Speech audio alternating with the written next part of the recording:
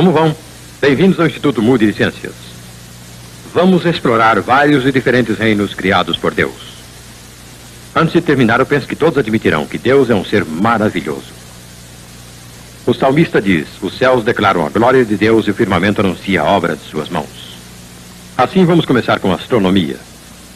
Vemos as estrelas como pequenos pontos de luz que brilham à noite, mas nosso Sol é uma estrela.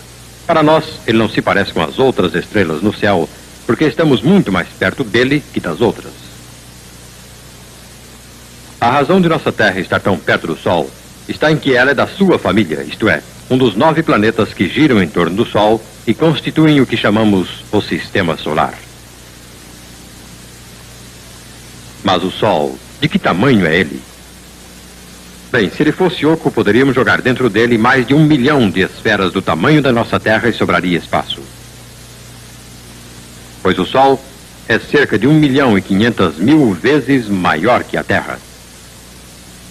Espalhadas pelo céu estão outras estrelas maiores, fazendo nosso Sol parecer um ponto comparado com estas. Que distância nos separa delas? Bem, vamos viajar do nosso Sol à mais próxima estrela no espaço. Para a jornada viajaremos à velocidade da luz, 300.000 quilômetros por segundo. Vamos dizer que a nossa viagem começa em 1º de janeiro. Exatamente às 12 horas deixamos o Sol e caminhamos pelo espaço nessa incrível velocidade. Em 8 minutos e 19 segundos passamos as órbitas de Mercúrio e de Vênus e ultrapassamos os 150 milhões de quilômetros que separam a Terra do Sol. Nós continuamos, passando Marte, Júpiter, Saturno, Urano, Netuno e às 5h31 nós alcançamos Plutão, a última sentinela avançada do nosso sistema solar. Lembre-se, nós viajamos 6 bilhões, 245 milhões de quilômetros e ainda é 1º de janeiro. Mas espere um pouco. Nossa viagem ia até a mais próxima estrela, não aos limites do sistema solar. Nem mesmo começamos, pois devemos continuar viajando enquanto os dias, semanas e meses passam. Finalmente, 1 ano inteiro se vai. Depois, 2 anos. Depois, 3 anos. 4 anos. E finalmente, em 19 de abril do 5º ano, nós chegamos em Alfa Centauro, a mais próxima estrela no espaço. Mas nossos telescópios não param aqui. Suas lentes poderosas provam que as profundezas do espaço estendem-se por centenas, milhares e até milhões de anos-luz. E ainda há estrelas. Não muitos anos atrás, os astrônomos não podiam conceber nada além de nosso próprio sistema da Via Láctea. Para eles, isto era o universo. Então uma nova descoberta abalou o mundo da astronomia em seus alicerces. Durante anos, telescópios revelaram corpos opacos chamados nebulosas distribuídos pela imensidão dos céus. Algumas delas, tais como a nebulosa Flama, na constelação de Orion, e a espetacular nebulosa filamentosa em Cisne, que pensavam ser composta de gases luminosos. Muitas tinham forma espiral definida, parecendo grandes remoinhos de gases luminosos em processo de formação de uma estrela. No entanto, foi iniciado um intenso estudo da nebulosa espiralada de Andrômeda, pondo em ação o tremendo poder de redução do telescópio de 254 centímetros, descobriu-se que esta nebulosa é composta de estrelas individuais e que era, na realidade, outra galáxia. Foi esta descoberta que abriu as fronteiras do nosso conhecimento e expandiu enormemente nosso conceito do universo material. Esta nova descoberta possibilitou entender a estrutura de nossa própria galáxia e finalmente tivemos a explicação da Via Láctea. Nosso sistema é similar à galáxia de Andrômeda. Vista de lado, ela pareceria mais ou menos assim. A Via Láctea é meramente nossa visão de nossa própria galáxia. Mas a nossa é apenas uma galáxia. Por toda parte onde olhamos para o espaço, vemos outras. Quantas estrelas existem? Astrônomos dizem que há pelo menos 100 bilhões de estrelas em nossa galáxia. há 100 milhões destas galáxias no espaço conhecido. E esse espaço conhecido é apenas 1 bilionésimo do espaço teórico. Assim, se quisermos contar as estrelas, devemos multiplicar 100 bilhões vezes 100 milhões vezes 1000 milhões. E é igual a 10 à 28ª potência, ou 10 octilhões de estrelas. A mente humana não abrange o sentido de tal número, mas talvez isto ajude. Pense por um minuto quantos grãos de areia existem. Sir James Jeans diz que o total das estrelas do universo é provavelmente o mesmo que a soma de todos os grãos de areia que existem em todas as praias do mundo.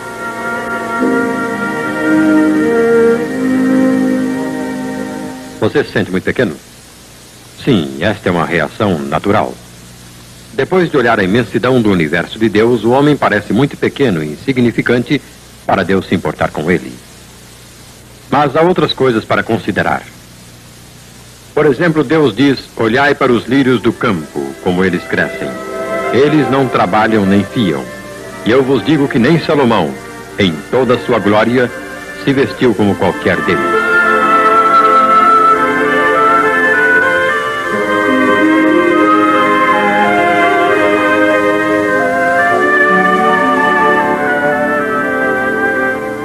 As papoulas são os lírios dos campos da Califórnia. Cada ano, na primavera, elas estendem um tapete dourado pelos vales. Talvez este nosso mundo seja pequeno, mas ao nosso redor estão espalhadas pródigas belezas.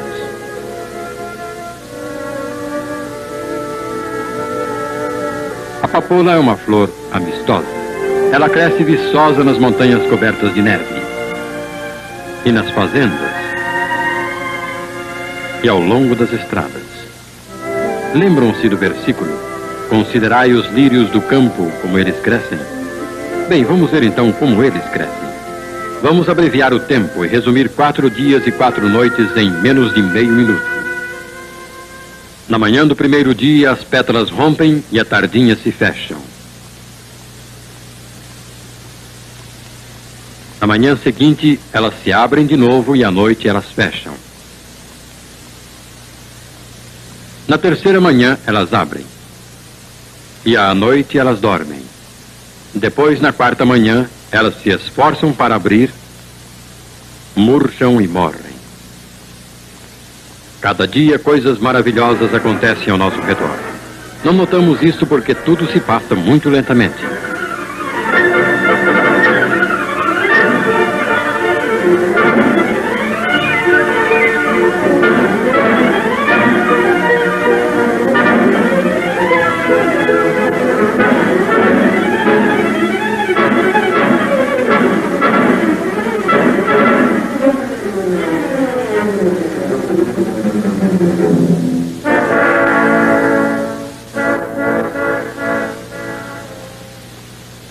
Muitos dos segredos mais vitais da vida permanecem ocultos até que a câmara de lapso de tempo os revele.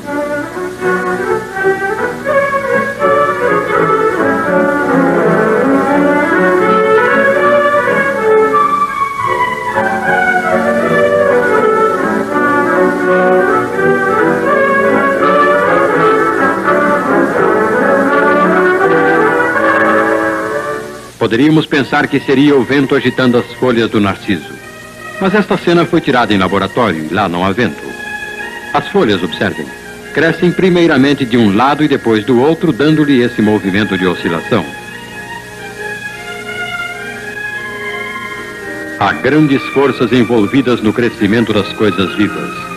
O esforço deste botão de azaleia para abrir é um exemplo disto.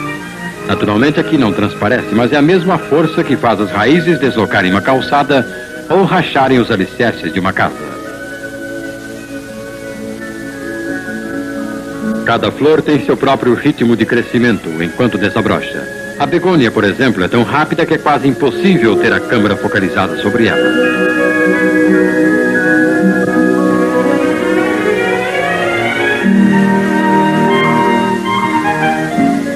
A fúcsia é a favorita dos jardineiros. Mas quantos deles sabem que elas crescem assim, como se tivessem uma crise de soluços?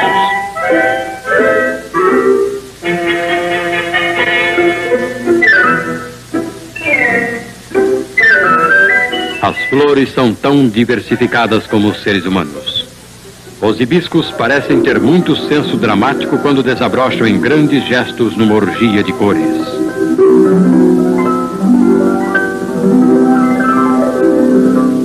Há uma graça de minueto no ciclame.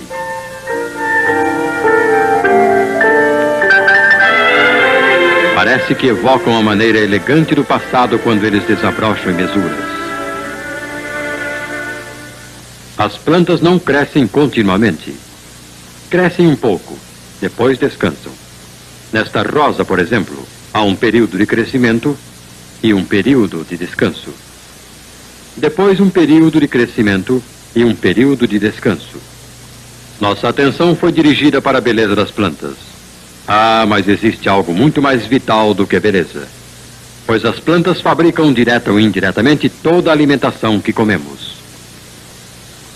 Enquanto as folhas estão expostas à luz do sol, o misterioso e admirável processo da fotossíntese se desenvolve. Este processo é talvez o mais importante do mundo. Sem estas maravilhosas usinas de alimentos, a vida não poderia existir sobre a Terra. Mas vamos olhar dentro das pequenas células da folha e ver esta fábrica em funcionamento.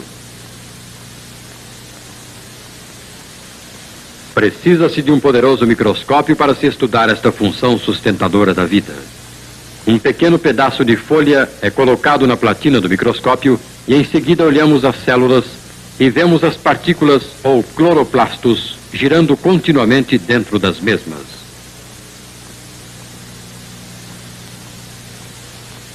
Pela ação da luz do sol, este processo de fotossíntese assimila o carbono do dióxido de carbono do ar e o hidrogênio da água do solo, transformando ambos em carboidratos, proteínas e outros elementos alimentícios, de um modo que não se pode entender e talvez nunca criar.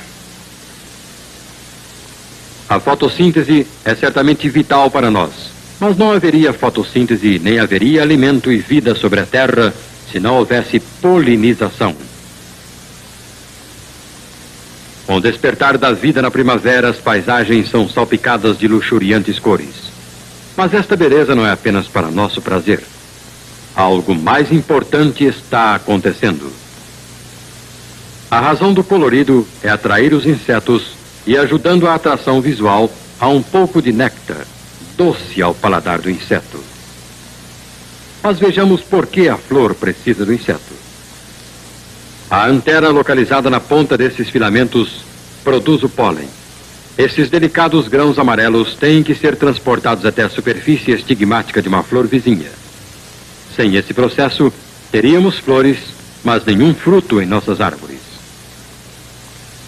Sem frutos não há sementes, e ao passar do tempo não haveria árvores. Os insetos rastejam sobre as flores à procura de néctar e seus finos pelos nas pernas e no corpo pegam os grãos de pólen.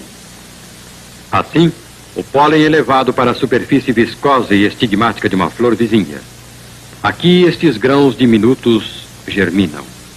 A câmara microfotográfica de lapso de tempo permite-nos testemunhar este emocionante processo de germinação.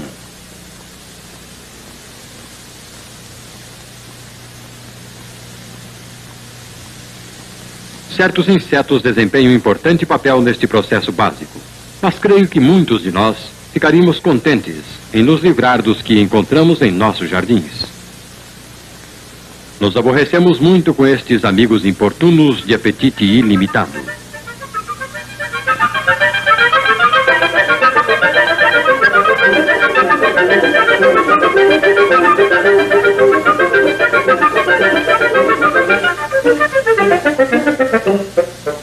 Examinemos a vida de uma lagarta da família Papilionidae.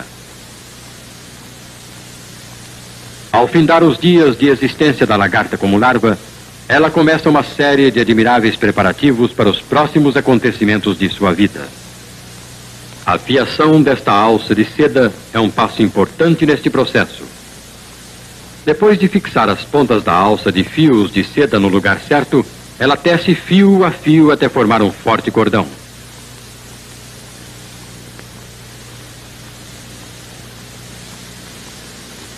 Quando terminado, ela executa perfeito número de ginástica ao pôr sua cabeça na alça.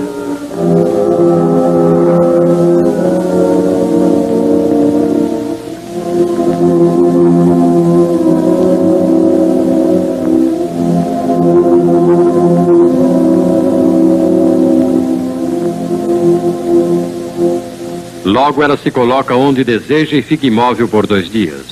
Durante esse período, os pseudópodos, órgãos que parecem como pés, colocados ao longo de seu corpo, desaparecem misteriosamente.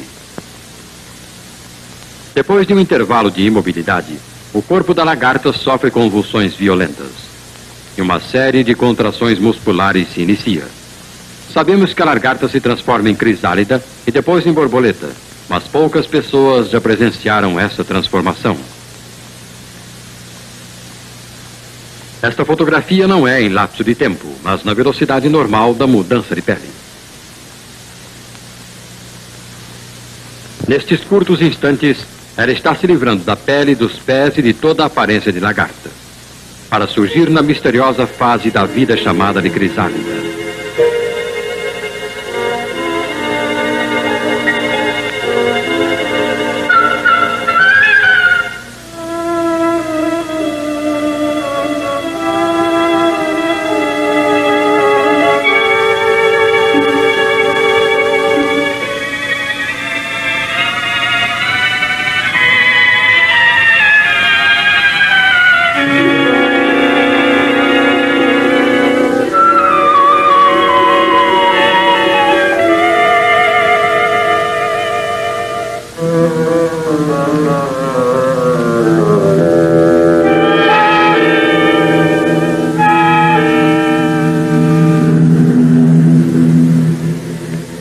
Em poucos momentos iremos assistir aos mistérios da mudança de cor. Mas primeiramente, vamos recordar estas transformações rapidamente. Antes de perder a pele, prender-se no galho é simples. Mas quando ela se livra da pele, ela executa uma façanha de acrobacia que faz o homem do trapézio volante parecer um amador. Primeiramente, ela prende a casca apertando-a entre as rugas do corpo. Depois, ela faz aparecer aquilo que os entomologistas chamam de cremaster, que a fixa no tronco. Parece que ela vai cair enquanto se agita para se libertar da pele. Mas não nos preocupemos com isso. Ela se prendeu de tal forma que pode suportar mais de 100 vezes seu próprio peso.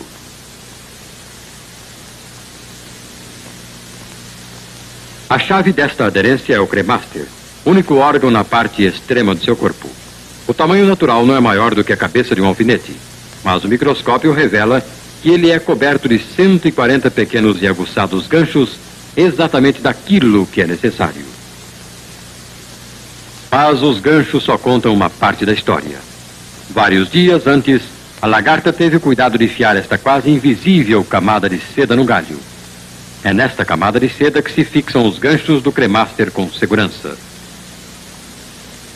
Você pode perceber a crisálida neste ambiente? Muito bem escondida, não acha? Esta combinação de cores com o ambiente não é por acaso. É autêntica camuflagem.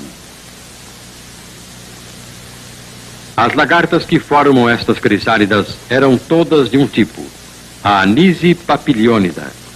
Tiveram o mesmo alimento, crescidas em idênticas condições, com apenas uma diferença. Elas se colocaram em galhos de cores diferentes antes de entrarem na fase de crisálidas. A crisálida nova não toma logo a cor do ambiente. No começo ela tem uma cor verde clara. Quase imediatamente, no entanto, há uma notável mudança que combina perfeitamente com o ambiente. Esta camuflagem é a única proteção que o frágil inseto tem durante as 2 semanas ou mais em que ela espera pelo seu dia de libertação. Quando esse dia chega, o inseto se agita com violência por instantes, abrindo-se então a crisálida, e dela sai o inseto adulto. a borboleta.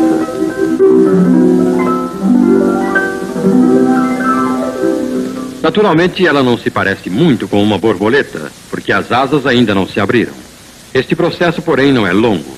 Se você olhar bem de perto, verá realmente como este processo se desenrola. Capilares dentro das asas se estão enchendo, alguns com sangue, outros com ar e outros com o líquido que vai sementar, dando rigidez e força às asas da borboleta.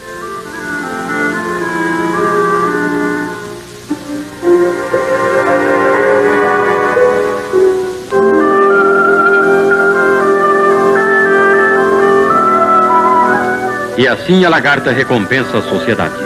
Ela foi muito prejudicial ao jardim, mas como borboleta, ela não só adorna o mundo com sua beleza, mas cumpre a função vital de carregar pólen de flor em flor.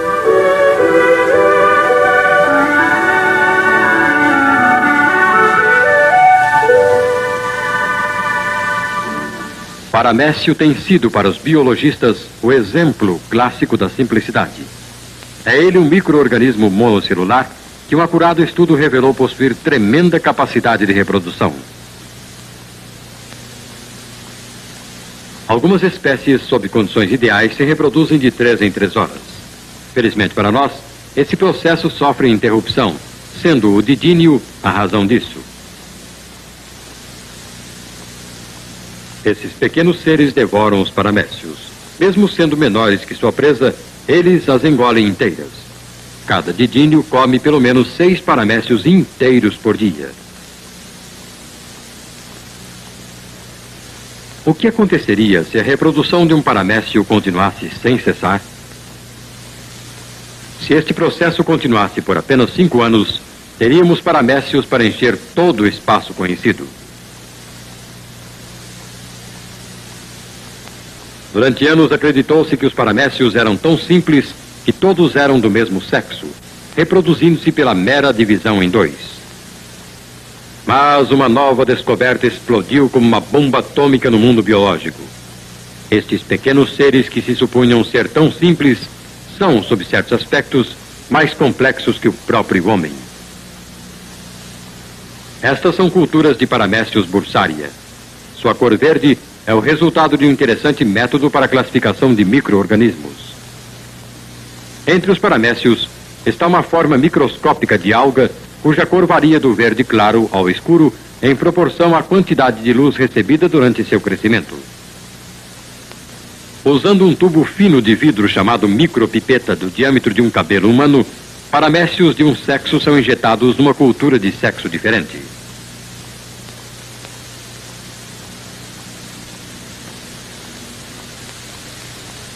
Logo depois que as culturas são misturadas, os corpúsculos se juntam em pequenos grupos. Outros se juntam a eles, às vezes se acumulando mais de 50 paramécios.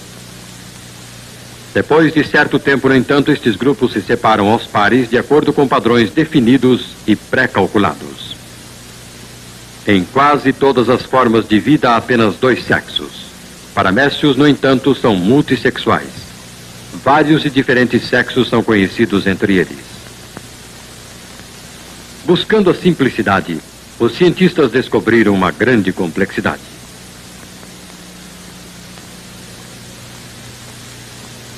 Apenas uma gota d'água? Não. Um complexo mundo tão cheio de maravilhas como as galáxias que giram no espaço distante. Então essas são coisas estranhas e maravilhosas, não acha? O que significam para você, pessoalmente? Pergunta muito importante esta. Muitas vezes ouvimos este ditado: quem tem padrinho não morre pagão. O ditado é um tanto cínico, naturalmente, mas tem um real sentido em verdade. Pois o homem que não conhece Deus está vivendo uma vida vazia. Um Deus que pode criar 100 bilhões de universos e lançá-los no espaço e criar todos esses minúsculos milagres de vida, este é um Deus maravilhoso. Qual é a sua relação com ele? É ele um grande estranho para você? Se assim é, sua vida é vazia e inútil, mesmo que esteja cheia de todos os conhecimentos de sabedoria deste mundo. Alguns têm Deus em sua vida como um companheiro em toda a aventura. Você já pensou na realidade desta relação?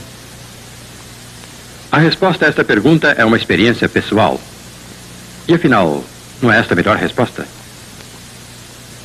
Como podemos entrar nesta relação com Deus, virando uma nova página, decidindo tornar-se melhor? Duvido que sua experiência com esta fórmula seja mais eficiente do que a minha. Precisamos de uma nova vida, não uma nova fórmula.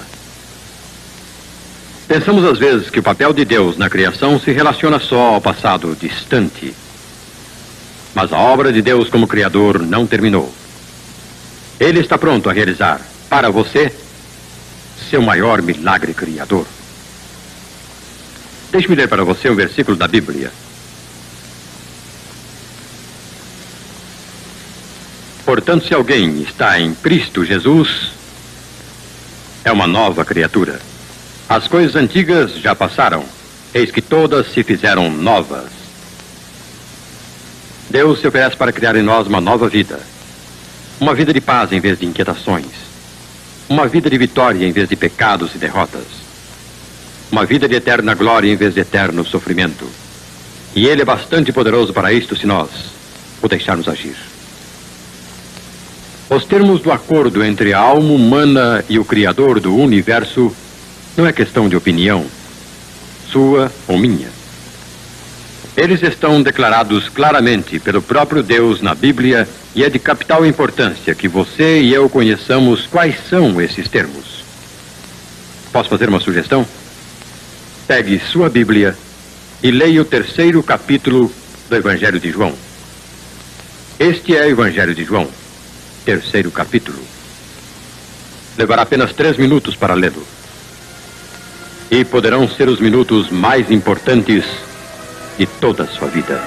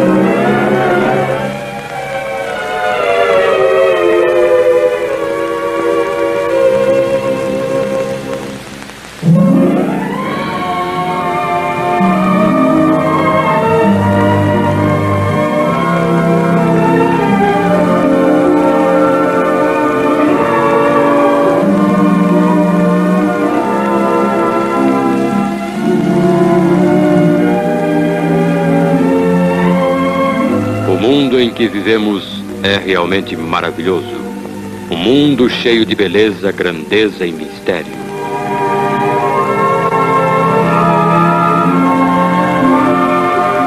Sim, este mundo é maravilhoso, mas talvez a maravilha maior seja o próprio homem. Seu corpo é uma maravilha em adaptabilidade e eficiência mecânica. As máquinas precisam de lubrificação que recebem do exterior. O corpo humano, porém, produz seu próprio lubrificante na qualidade e quantidade certas de acordo com a parte que o exige. O corpo tem uma usina química muito mais eficiente e complexa que qualquer outra construída pelo homem. Ela transforma o alimento que comemos em carne e sangue, em ossos e dentes. E o corpo tem um sistema de aquecimento, uma fornalha viva que mantemos diariamente com o combustível do nosso alimento. Ao combinar-se com oxigênio, este combustível fornece calor e energia para toda a máquina corporal. Um termostato automático conserva a nossa temperatura numa média de 37 graus centígrados, exceto quando o organismo precisa de uma temperatura maior para combater enfermidades. Ainda mais maravilhoso é o olho humano. A máquina fotográfica é o invento humano que mais se assemelha ao olho, parece com ele de muitos modos. E isto se dá com qualquer máquina fotográfica, por menor que seja, como a que se pode carregar no bolso do colete, ou com a gigantesca máquina usada para fotografar detalhes do lançamento de uma nave espacial. Em ambos os casos, há uma lente, que no desenho e no funcionamento é semelhante ao olho humano. Quando a lente é focalizada sobre um objeto a determinada distância, e se modifica essa distância, o objeto torna-se embaçado, o que exige nova focalização da lente. Na máquina fotográfica, esta focalização tem que ser feita à mão, mas no olho é automática. Músculos fortes modificam a focalização milhares de vezes em cada dia sem que pensemos nisso. E os quadros que o olho nos oferece não são em preto e branco, mas coloridos. E não são fixos, mas têm movimento. E não são quadros mudos, mas sonoros.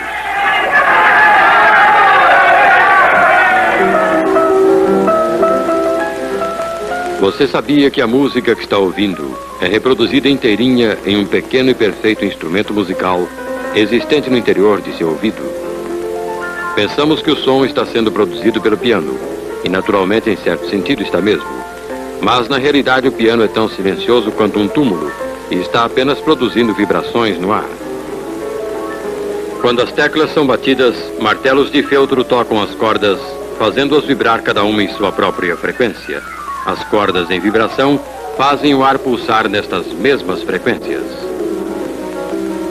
Estas pulsações são transmitidas à parte exterior do ouvido, ao canal auditivo e através da ligação mecânica do ouvido médio com o cóclea, que é todo enrolado como um caracol. Se pudéssemos esticar o cóclea, descobriríamos um instrumento musical semelhante ao piano, porém muito mais complexo e maravilhoso. O ouvido tem mais de 24.000 cordas. Quando o piano é dedilhado, um notável tecladinho do ouvido executa os mesmos tons e transmite os sinais correspondentes ao cérebro por meio de linhas individuais. O ouvido exterior opera no ar, mas o cóclea contém um líquido. A transmissão de som do ar a um líquido é um dos problemas mais difíceis que a ciência conhece, mas no ouvido, contudo, este problema é resolvido de modo admirável pela precisão mecânica do ouvido médio, com seus 2 diafragmas e os 3 ossos de união, que possuem a exata força de alavanca requerida. No ouvido, esses ossos minúsculos, os ossículos, são a coisa justamente certa para a função que devem desempenhar. Eles têm um tamanho certo que não pode variar do berço ao túmulo. Estes são os ossos reais do ouvido de um adulto e de uma criança. Será um simples acaso o fato de serem os únicos ossos no corpo de um nenê que já estão plenamente desenvolvidos quando se dá o nascimento? O ouvido é um dos mais eficientes detetores de som conhecidos pelo homem, capaz de ouvir o troar de um canhão ou sussurrar de folhas. E em condições ideais, até mesmo o som das pisadas de um gato. Cientistas do campo da engenharia acústica têm projetado salas especiais onde se pode estudar a admirável sensibilidade do ouvido humano. Prismas de lã de vidro absorvem sons neles incidentes. Protegido contra ruídos externos, pode-se ouvir coisas que nunca se ouviu antes. O som das moléculas do ar batendo nos tímpanos.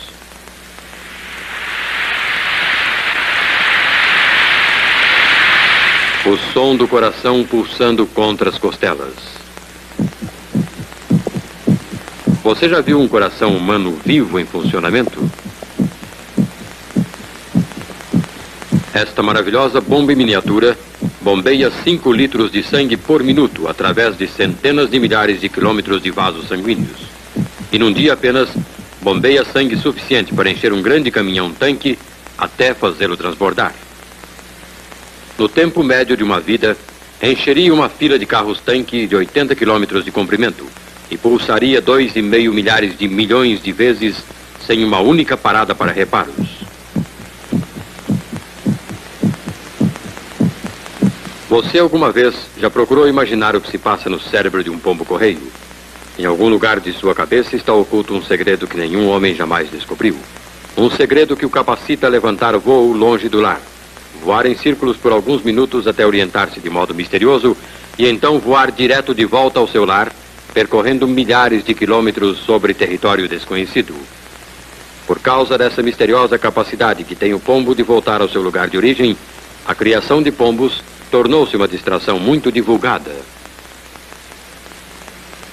Logo que os filhotes estão aptos para voar, são soltos de seus pombais para voos diários de treinamento. Como os atletas, eles precisam desenvolver sua velocidade e resistência durante muitas semanas de árduo treinamento.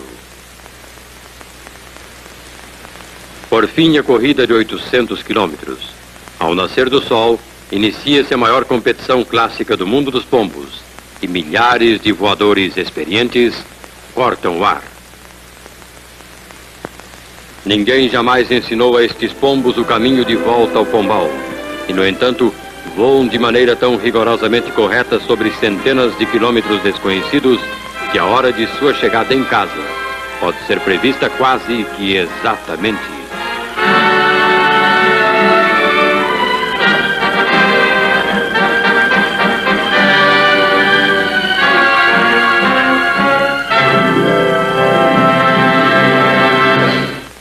Mas os pombos comparados a esse tarambola das praias do Pacífico são voadores de pequeno raio de ação.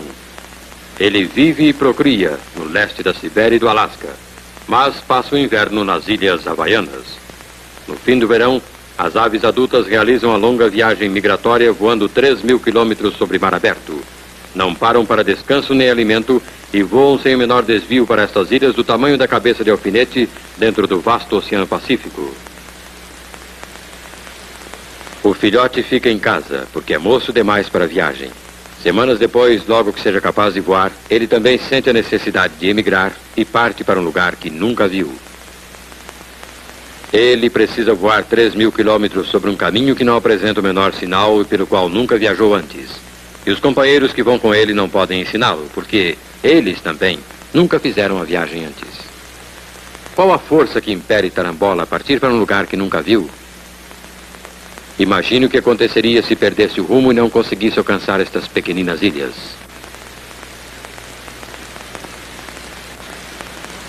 Para manter um avião moderno em sua rota, é indispensável que ele possua uma série de instrumentos complicados, toneladas de equipamentos e um pequeno exército de homens muito bem treinados e mantidos em seus postos ao longo da rota.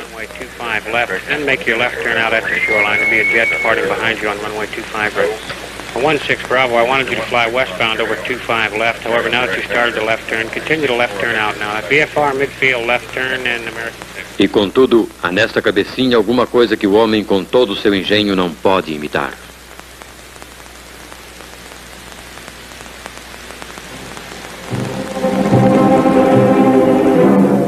Escute, que é isto? Alguma coisa saída de um pesadelo? Sim, poderia ser, se você costuma sonhar com morcegos. O morcego é uma criatura misteriosa, o único mamífero que voa. Como outros mamíferos, gera seus filhotes vivos e alimenta-os ao peito. Esta é uma terra de morcegos. Só um morcego poderia sentir-se bem aqui. Mas os aluguéis são razoáveis e os apartamentos fáceis de achar. Quero dizer, para morcegos, não é? Mas os cientistas passam longas horas na busca de esconderijos de morcegos. O objetivo principal deste interesse é a extraordinária habilidade do morcego ao voar. E agora, nosso caçador oficial de morcegos entra em ação, a fim de que alguns morcegos possam ser apanhados e levados ao laboratório para um estudo mais acurado. No Instituto Moody de Ciência, os morcegos logo se adaptam ao novo ambiente. Mickey era um órfão quando o achamos, mas logo se tornou o predileto do laboratório. Acontece que ele tinha suas ideias próprias a respeito de alimentação, e até mesmo a mamadeira de boneca não o atraía muito a princípio. Mas não durou muito até que Mickey se sentisse perfeitamente à vontade com sua mamadeirinha. Poucos dias depois, eram inseparáveis.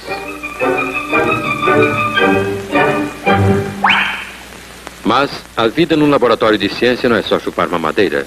Há trabalho para ser feito, mesmo para morcego. Estes morcegos nunca serviram no exército, mas sabem o que é uma corrida com obstáculos.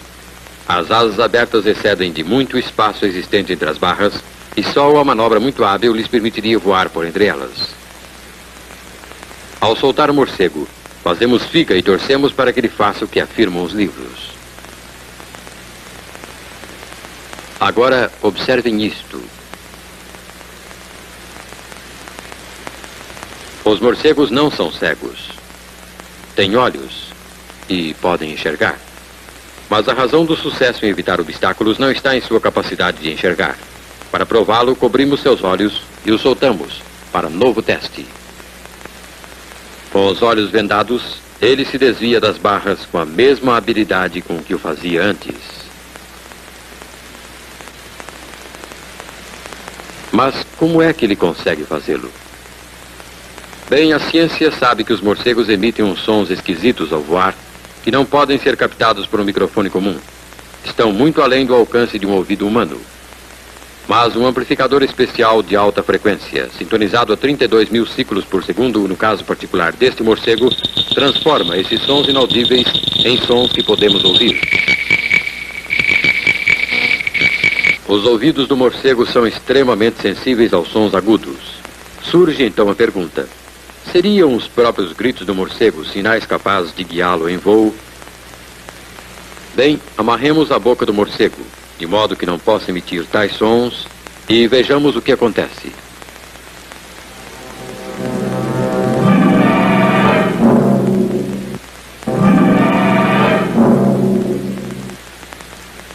A ciência já provou conclusivamente que os morcegos são guiados em seu voo pelos seus gritos. E isso é verdadeiramente uma espécie de radar. O radar inventado pelo homem exige toneladas de equipamento e um grande número de pessoas para o seu manejo. Mas o morcego carrega seu espantoso radar em sua cabecinha.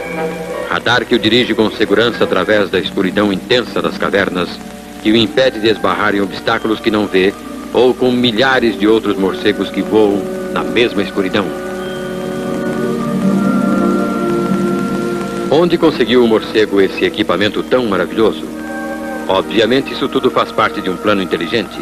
Mas da inteligência de quem? Do morcego?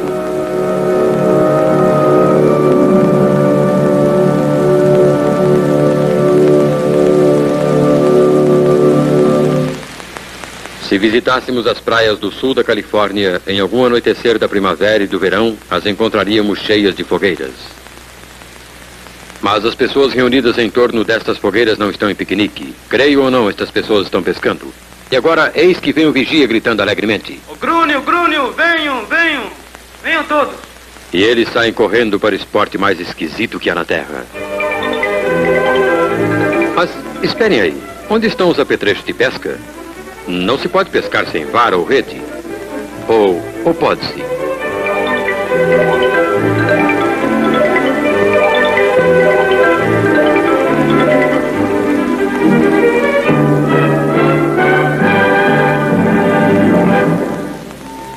Peixe fora da água. Sim, e esses peixes não são lançados à praia por acidente. Saem deliberadamente da água para pôr ovos na praia. É o único peixe do mundo que desova em terra.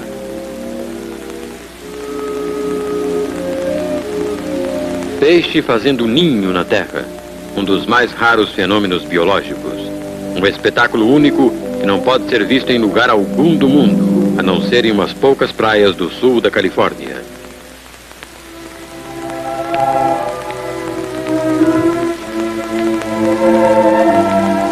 A fêmea cava na areia, começando com a cauda, e põe seus ovos. Fecundados os ovos, começa uma desesperada luta pela sobrevivência. Se ela perder a próxima onda, tem pouca possibilidade de sobreviver.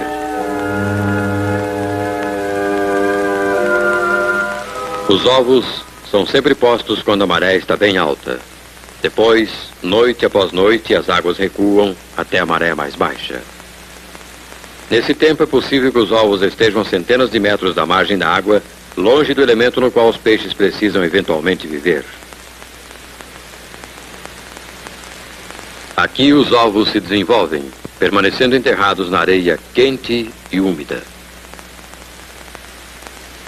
No departamento fotomicográfico aqui no laboratório, o desenvolvimento do embrião que se realiza sob a areia é estudado com o microscópio. Estes ovos foram fecundados há apenas alguns segundos e agora um deles está sendo preparado para observação.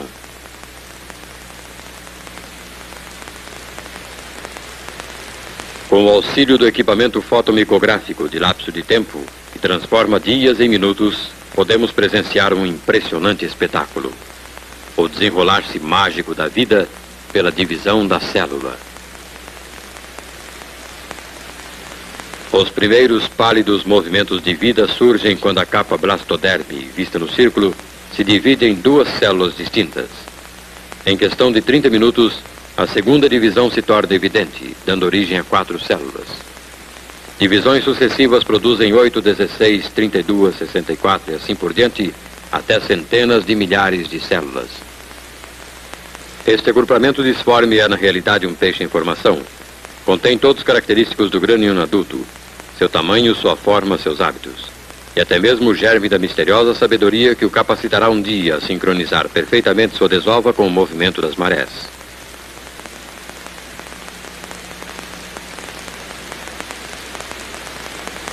Os primeiros traços reconhecíveis são a cabeça e os olhos.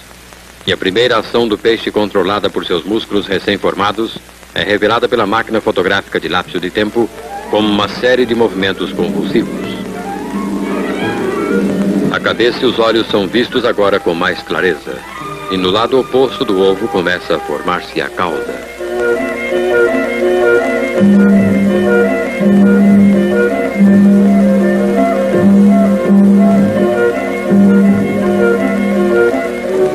Nesta fase de seu crescimento, o peixe em embrião tem 4 dias de idade. A cabeça e os olhos estão bem formados agora, e o coração simples pode ser visto já trabalhando.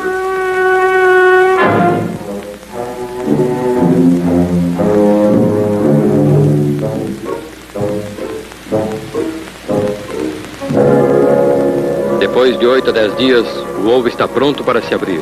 Mas não se esqueça disto, o que vai sair é peixe.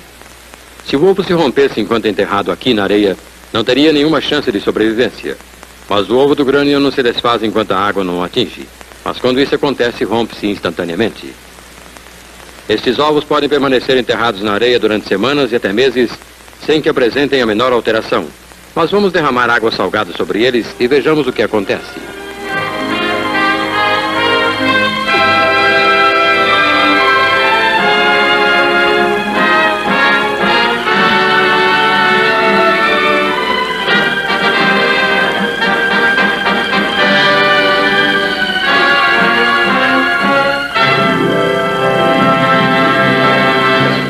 Este misterioso rompimento do ovo está tão intimamente ligado ao movimento das marés como a própria desova.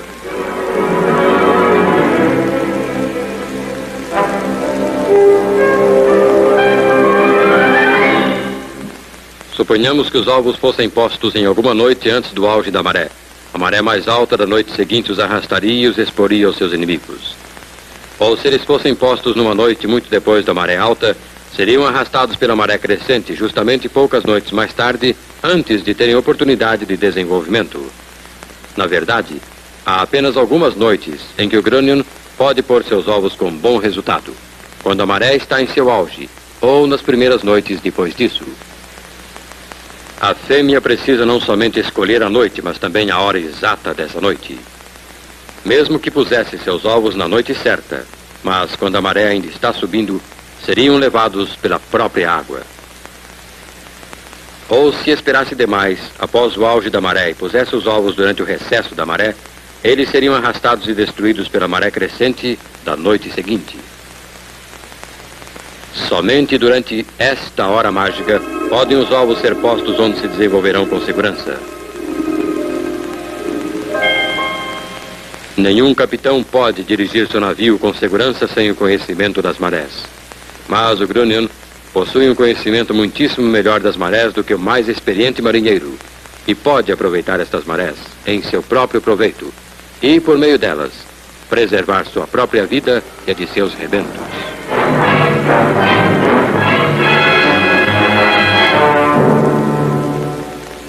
Você se lembra do primeiro jardim que teve quando era mocinho?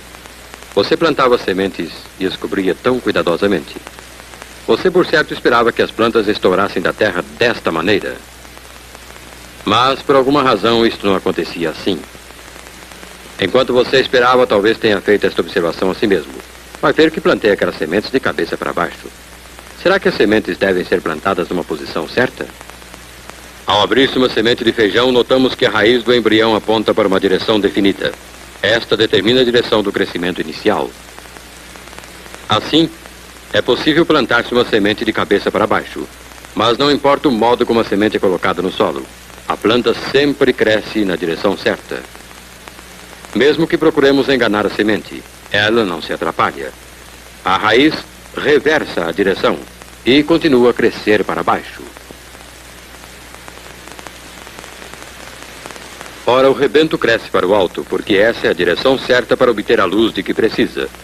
Mas se a luz não puder ser encontrada nessa direção, o rebento crescerá em qualquer direção a fim de alcançá-la, mesmo que tenha que se desviar através de um buraquinho para chegar até lá.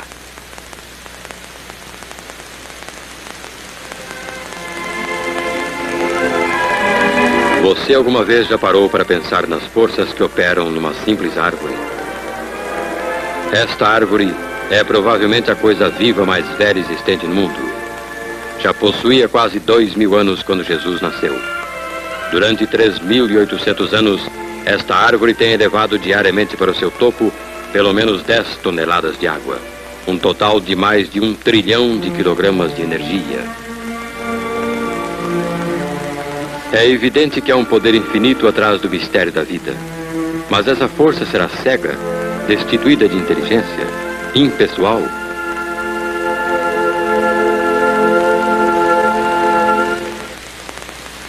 Bem, você tem pensado nisso, não tem? Isto é muito natural, mas não fique constrangido. Isto é uma boa coisa. É bom de vez em quando pensar-se em coisas assim. De onde viemos? Por que estamos aqui? E para onde vamos? Agora, sobre essa questão de origem, de onde viemos, sem dúvida você já formou sua opinião. Vamos analisar este assunto deste modo. Suponha que você nunca viu nem ouviu falar de um relógio. Mas um dia você acha um relógio e fica logo intrigado com a sua aparência e o som esquisito que ele produz. Se você for como quase todos nós, não demorará para tirar a tampa, procurando descobrir o que é que produz aquele tic-tac. E agora você fica ainda mais intrigado diante das complicadas maravilhas desse mecanismo. Se você for observador, notará logo que há uma ligação bem clara entre o movimento dos ponteiros e a passagem do tempo. Irá concluir que é um objeto muito útil.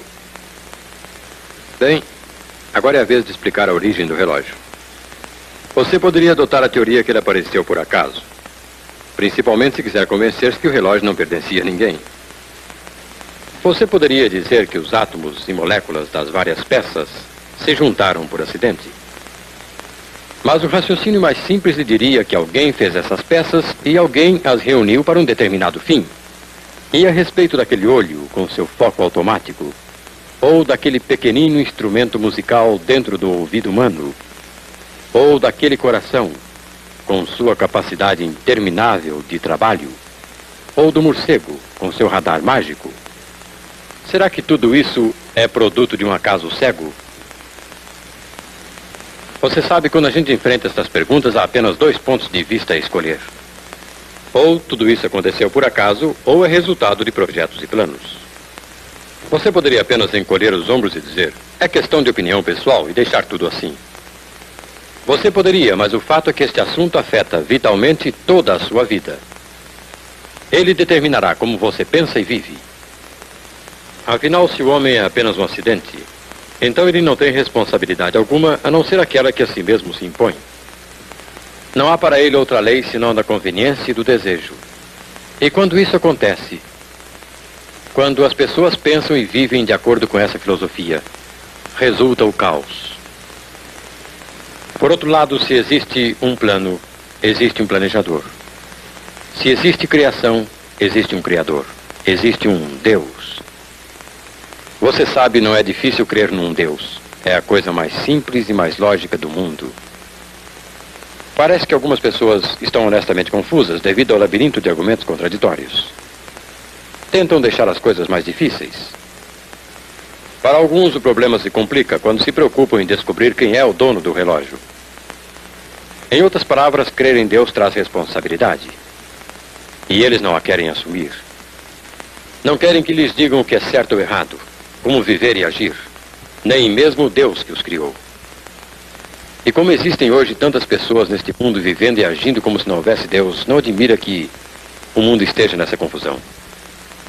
Ao ver o resultado da descrença no mundo atual, não é exagerado afirmar-se que a única esperança para o mundo como um todo, ou para você como indivíduo, é fé em Deus.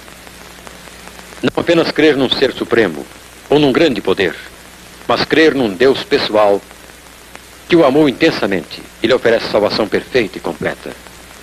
Porque Deus amou o mundo de tal maneira que deu o seu Filho unigênito para que todo aquele que nele crê não pereça, mas tenha a vida eterna.